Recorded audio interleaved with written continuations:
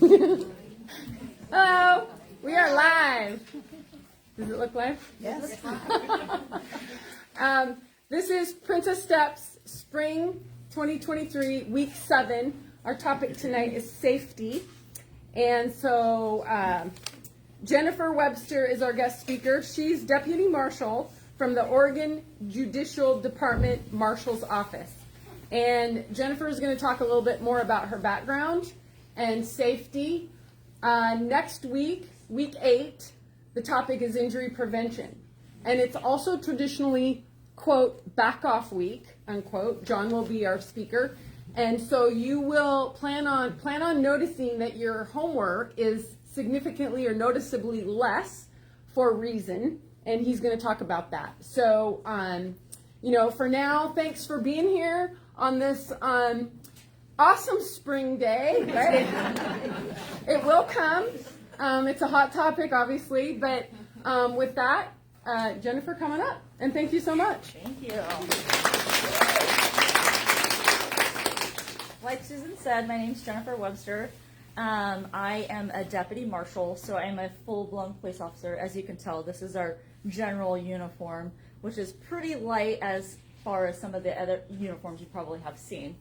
So I'll get to the point where kind of explain what a deputy marshal is, but I feel like it's probably best to go a little bit backwards so you can kind of assess on like who I am and why I'm up here speaking to you all. So I started with the Oregon State Police in 2008. So I did about 14 and a half years with them. They're a lovely organization. When I worked with Oregon State Police, I worked here in Salem, so I am local. I never went to any other assignments in terms of locations. But I started out in our Salem Patrol office. Just like every trooper, you start off on a freeway office and you do freeway work. As some of you may or may not know, Peggy Bishop, she's somewhat attached to this group. She was the one that said, hey, can you do this speech for me on safety? I will make you cake balls. So I was like, okay. So here I am. And also shout out to Mara, if she's listening online, Mara Kelly, one of your fellow Cougars, I believe she is.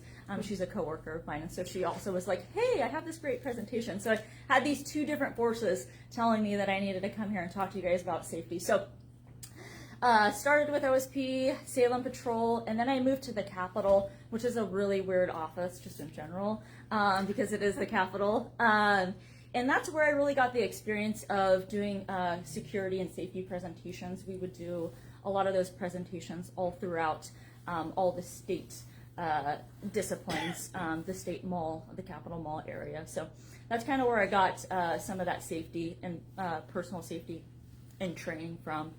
And after that, I moved to still in Salem, and I was a detective for about 5 years for major crimes.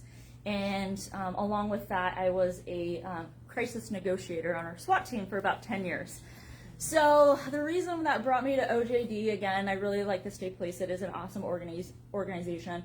I just was burning the candle at both ends. I was on SWAT as a team leader, and I was doing detectives, which is also a great job, but I had like this crisis that I was like, I need to spend a little bit more time on my personal life. So one of my good buddies said, hey, we have an opening. It's a deputy marshal. It's still a police agency, so you get to do some of that stuff you loved. So in August of last year is when I joined with the Oregon Judicial Department as a marshal. So some of the duties that we do there, we don't stop cars. I drive an unmarked vehicle. We provide all the security and protection for the chief justices. They're judges, but they call them justices, and those are the Supreme Court justices. So we provide all the protection for them. So we do, anytime they go out on an event, we provide that, if you could think of like Secret Service, but not so fancy, we do that for them. And we also do that for the Court of Appeals. I do have a large background in threat assessment, so we also do a lot of threat assessment for the courts as well. So that's my primary job with OJD, as we like to call it, Oregon Judicial Department, as well as some other emergency management, public speaking, stuff like that. So that's who I am. And I guess that's why I'm qualified here to talk to you today, more so because of the cake balls. So that's why I'm here. So in terms of safety, and I think what you're going to get out of my brief conversation with you guys today is really just probably a lot of things that you guys have already heard before. So a lot of it probably is going to be just good reminders that you can do. I hope, obviously, you take something away from this, but if anything, then you have my information. If you have any questions, you can reach out to me. But there's going to be a lot of just, hey, these are things that you can do while you're walking and running as a part of this group. But there are also things that you can do just in general, everyday, normal life. So when I usually get addressed or somebody talks to me about walking or running, what I tell people in terms of that, some of the things that you can do is technology and use it effectively. Right, so everybody has technology. We all have phones and watches and everything else. So just use it effectively. So what you really can do is, and I was talking to some of you, and I didn't know what really category I fit in, but I think I've identified myself as a slogger. It's like a slow walker, jogger. Do we got any sloggers in here? But girls, I need some music. Like I'm gonna quit. If I don't have anything to motivate me to go, I really do need that music. So I do think it's important. I just think that you need to use it smartly and you need to use it wisely. So if that means, don't put both of your earphones, headset, usually they come in two, but maybe just put one of them in. Don't put it on noise cancellation. Obviously take that off. So those are some things you can do. Susan showed me the shocks. I'm not a sponsor for shocks. I don't get any royalties off of it, but just from the research that I've done, that's just another thing that you guys can use. And actually, I just tested it out today. It's actually pretty cool. And it was actually really loud too. So those are the things that you can do. So make sure you have your technology, but just use it effectively while you're having fun walking and running. I did this class, or I did a presentation for one of the state buildings, and we had a gal there that said, hey, at the time I was Johnson, she was like, hey, Trooper Johnson, she's like, I have a question for you. I used my phone, and she was talking more so when she was going from point A to point B, like she was going from the state building to her vehicle. And she says, I have this protocol with my husband, and we do this every day. I get on the phone and I call him, and I say, and we have a conversation. And he knows that if something happens along the way, if I encounter any kind of trouble, then he's going to hang up and he's going to call 911. So she's like, is that effective? And yes and no. I do think that it could be effective. It's at least a plan. And I just asked her, as long as you're paying attention, as long as you're scanning the areas and you're being alert, don't be so engrossed in that conversation that you're not looking for maybe some potential dangers out there. And she said, nope, totally get it. So it can be effective, and you can use a phone, something like that, in that scenario. So I thought that was a great option. So along with that is be aware of your surroundings. So you need to scan the areas when you guys walk or run. I'm sure you guys have all heard this before, but it really is really important, so I am going to emphasize it. You really do need to kind of scan the area, look out, look for people, look for obstacles. So not only are you looking for people and dogs, and again, if you encounter somebody that you're like, not sure about this person, and if you have the ability, you can always move to the other side of the road again if you have the ability. If you don't, that's probably a time to focus and to pay attention, and just use some of that space that you can to walk around that person. Not only is it good to scan your areas, it makes it look like you're alert, but if there's any kind of tripping hazards, curbs, things like that. So, it's very important just to be alert in general. Again, that's why you're not so engrossed in your music, and believe me, I've been there. Got a good song on, and it motivates you, and you jam out, but that's really the time to enjoy things, but to be aware of your surroundings. So those are some of the things that you can do. Another tip that I would give you, and you guys are all about to do it right after my presentation, is to walk or run in groups. As you know, people that are out there and that are looking to commit crimes, they're really looking for somebody that's not aware. They are looking at somebody that's not scanning the areas, that's not alert, those things. Same thing with people that walk and run in numbers. So if you're walking and running as a group, statistically, the person that is going to commit crime, especially if it's a lone person, they're not going to go after an entire group because it's just numbers, right? And a lot of these people are wanting to commit crimes and get away with it. They don't want me to find them, right? So they're looking at something that's more advantageous for them. So definitely walking, running in a group is going to be beneficial. And some people ask me, well, you know, during the day, and obviously we've had some attacks during the day, so I would say, yeah, if you have the option to run and walk in a group, I would choose that option, just for the number of things that I had said. Doesn't mean that one person won't attack a group, but statistically it's very low, because they do want to generally remain anonymous and they don't want to get caught. So we talked about scanning the areas, you know, being effective with your cell phone or technology, and walking, running as a group. So the other thing that I want to tell you guys is, you know, and it's actually some of the things that you do, and it kind of builds up to this, is walking or running with confidence. So if you're scanning the areas, that looks like you're aware, and I think that is a form of confidence. If you have your head up high, it's also probably good for your posture, and your shoulders back. Those are all signs of confidence. So I think that in terms of same thing that goes with the that person or that suspect or that perpetrator that is looking for somebody that is not paying attention, I think that they're also looking for somebody that looks like a victim.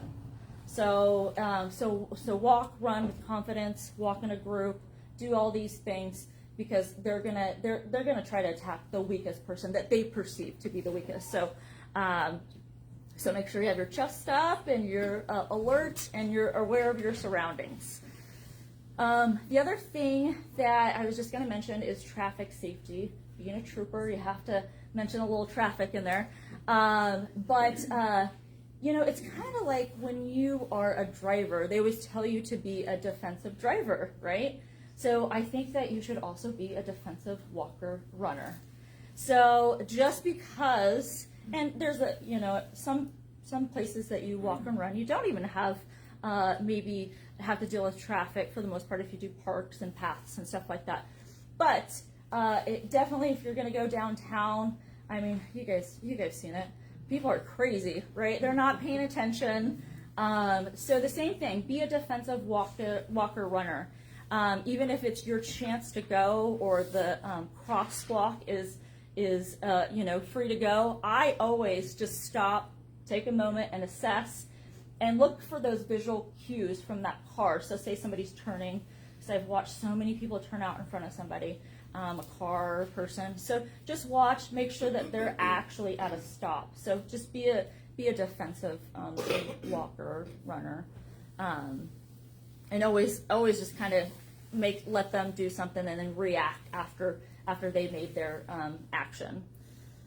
So we're gonna kind of switch a little bit gears, and we're gonna go into being followed. So, and this is actually gonna be in relationship to the attack that happened at Minto Brown, and I'll tell you a little bit of history about that. It wasn't a case or anything that I worked, but I do have a little information on that. And when I was doing my presentations at the Capitol, we would have people that were actually being followed. And this gal said that she had noticed that she was being followed. She kept going, and she bypassed all of these buildings that had people in it, and because she really wanted to go to the building of her friend. And I'm like, girl, you passed like 7 buildings that were occupied. If you feel like you're really truly being followed, then just go to a place that has people nearby and call the police, or call the police while you're walking or running, if you guys have your cell phones on you. And it's kind of the same thing if you kind of get hinked out and you see somebody and you go So that let's say you move to that opposite side of the street, and that person then is starting to like mimic your actions.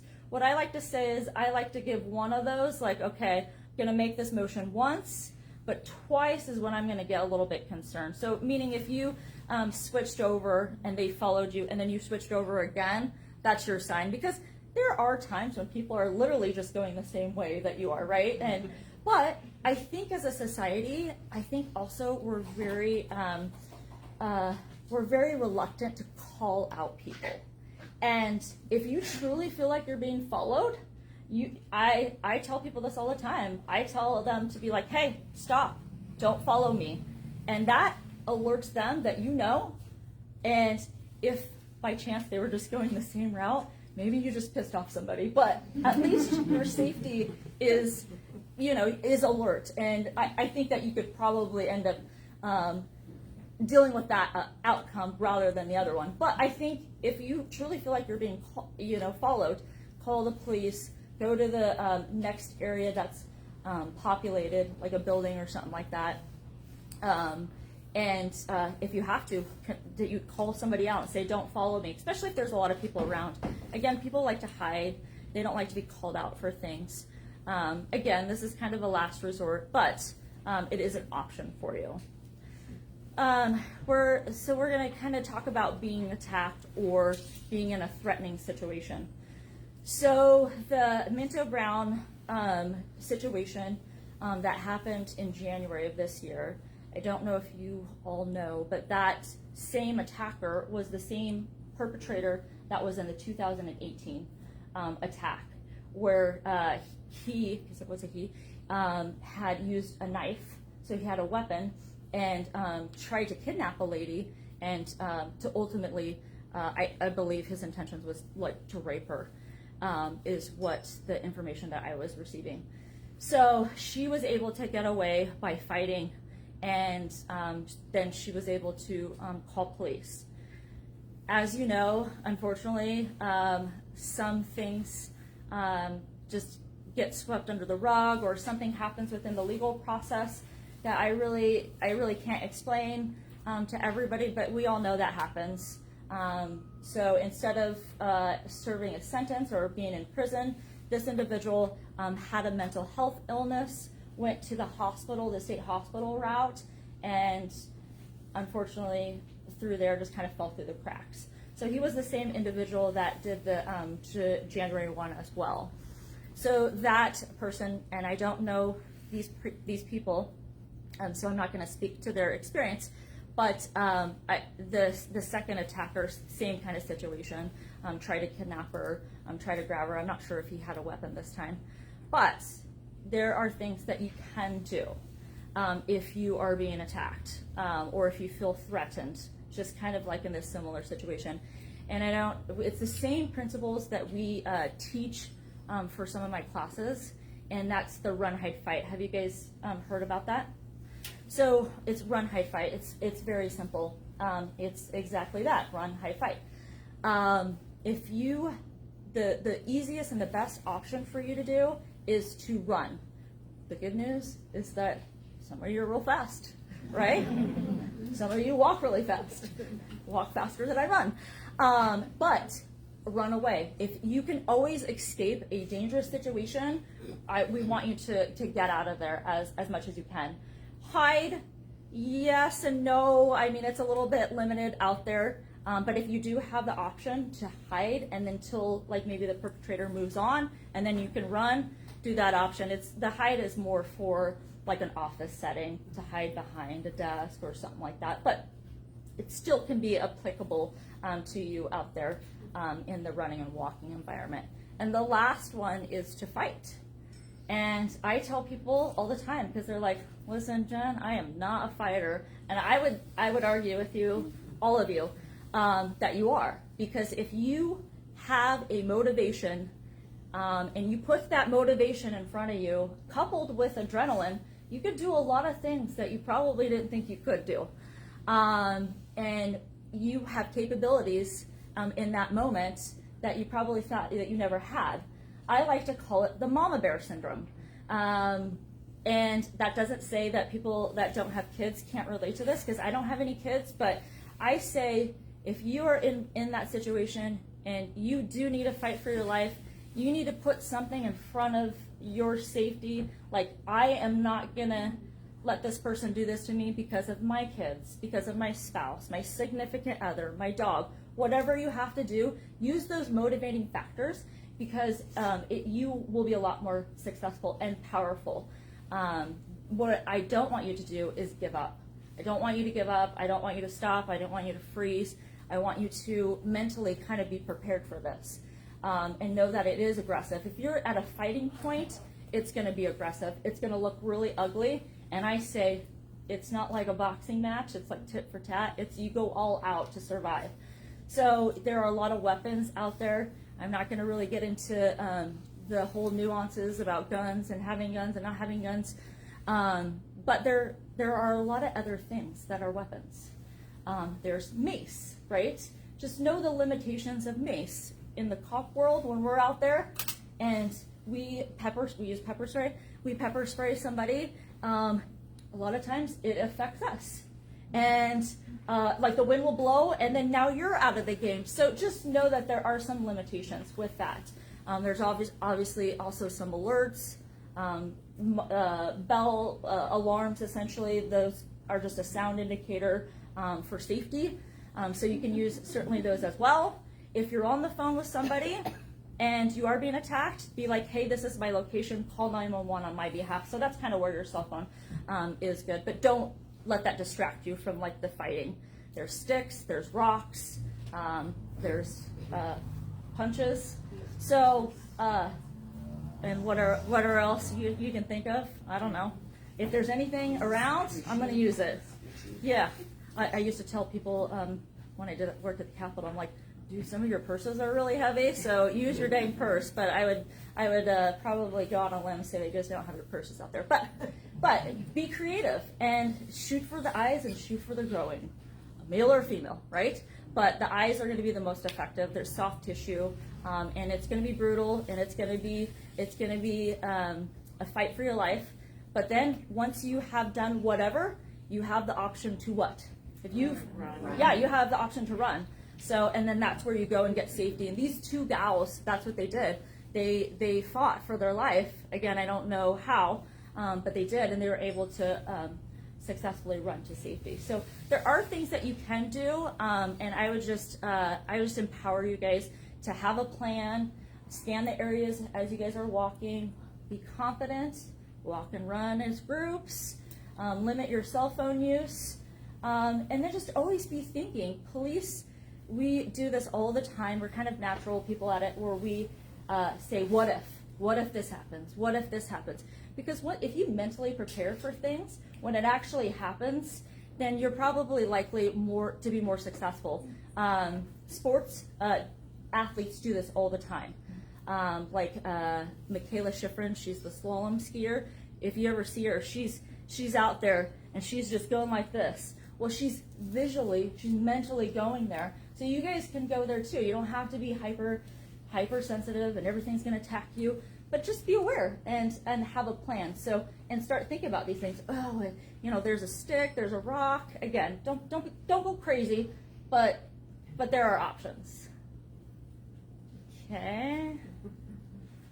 I'm looking at the time. I'm being aware of my time, because I know you guys are going to be like, ooh, skedaddling out of here.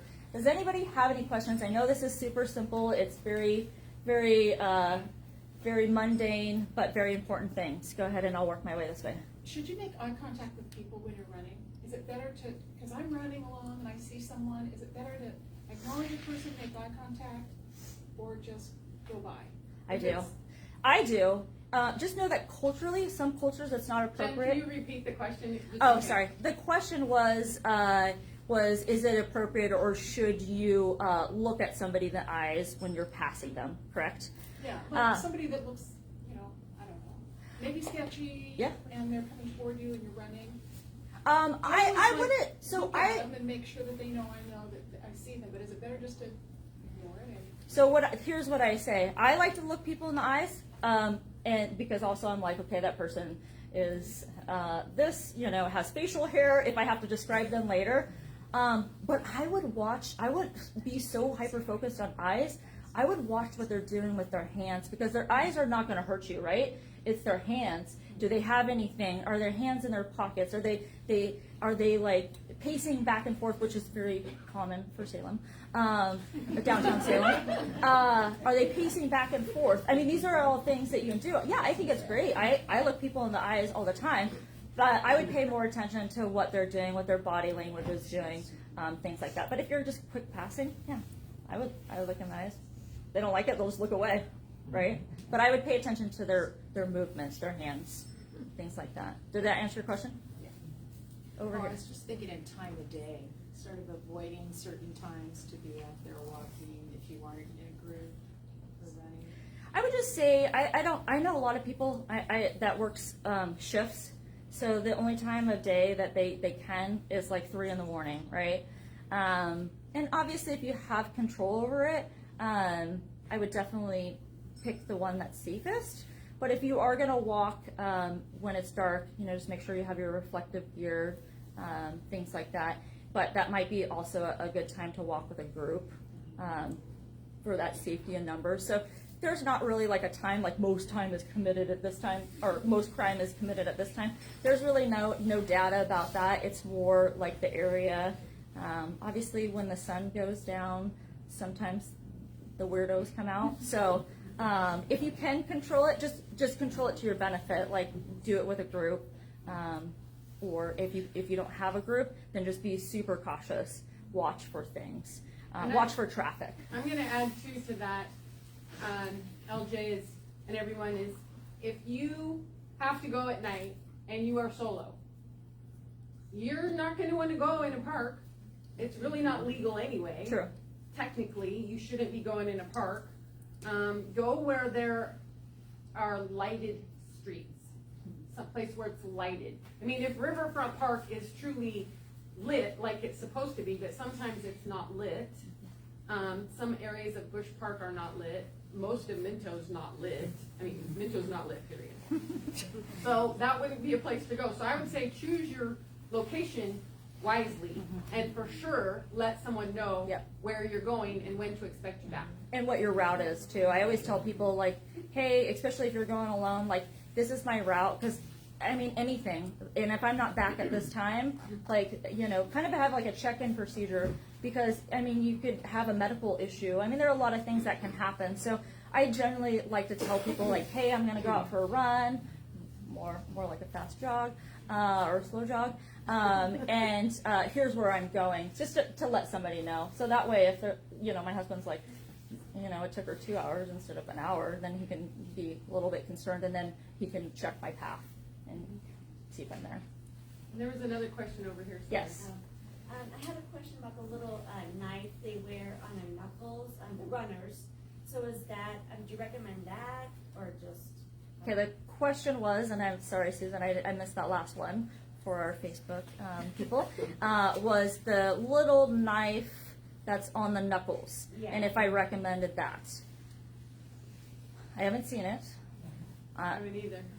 Social media has it all over the place, yeah. I would say, and this is where because people are like, should I do this? Should I do this?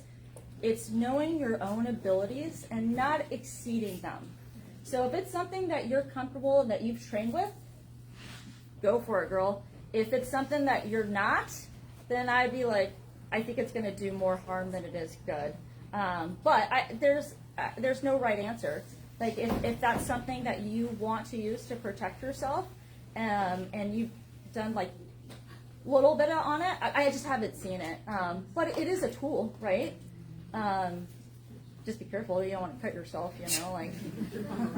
That's what probably I would do. But listen, I'm a girl cop. I like guns and knives, so I don't got a knife ring, but I'm gonna look into it. Take one more question. One more question. Yes. So I have a 2-year-old, and I love taking him on sunset walks around the neighborhood. But my safety thing that I do, I actually have a little switchblade thing that I keep on me. But I also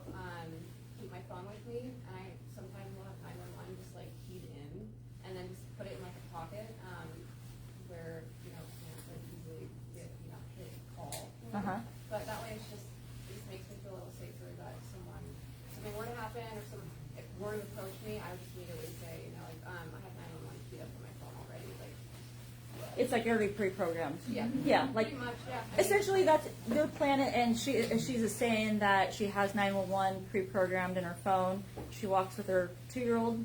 Yeah. Sunset. Yeah. Sunset walks. You got 911 programmed, and then what was the other thing? I'm sorry, you said something. I have a little knife. Oh, knife. She's a knife girl too. But yeah, those are all great things because that's your plan. I mean, if you accidentally dial 911, just so you know, don't hang up because you are not as fast as 911. I guarantee you.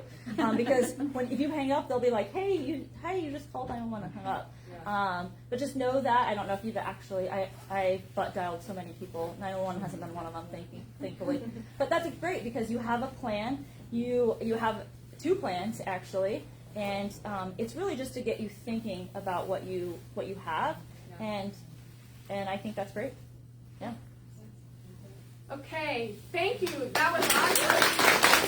Okay, before we go, in the spirit of confidence and good posture, we just got done with the 2-week promotion of bras and bra fitting. And I just want to thank everyone who supported us in that effort. And I also want to thank the people that gave awesome testimonials. My favorite one, aside from I Know What I'm Doing and the Sister Size Works, my favorite one, and you know who this is, the person that I'm talking about, is she went home wearing the bra, and her husband said, wow, you should go get another one. That's my new favorite. And with that, I'm going to draw, because we're going to do 2 winners from Brooks and 2 winners from Handful. So right now, I hope the winner is present because I want to hear excitement. I'm going to do, not both, but I'm going to do one from Brooks and one from Handful, and I'll put, and then I'll do the other one tomorrow, and because I want to let you guys get going. Okay, so the winner right now, Malia Barrientos.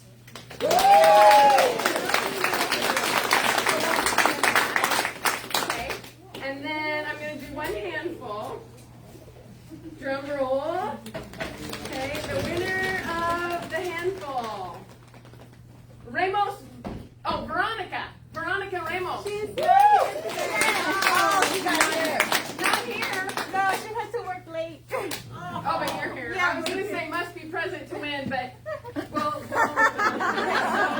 So anyway, I'll do the other ones later. Okay, so for now, again, thank you very much. That was awesome. What you think?